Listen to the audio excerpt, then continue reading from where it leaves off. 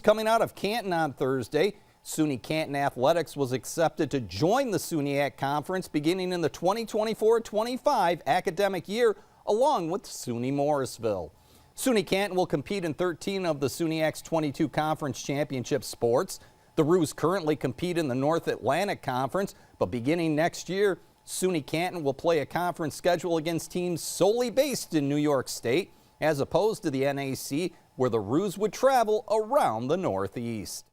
The SUNYAC obviously is a terrific conference. It'll be an honor to be in that conference with the schools that are there, our fellow SUNY schools. It'll be nice to be in a conference with schools all in New York State. It should decrease our travel significantly, which will be terrific. It'll decrease costs, and it'll be better for student athletes. A little less time on the bus, a little bit more time in the classroom, in the library, that sort of thing. So all around, we're just really excited about the move, and we think it's great for the school and our students.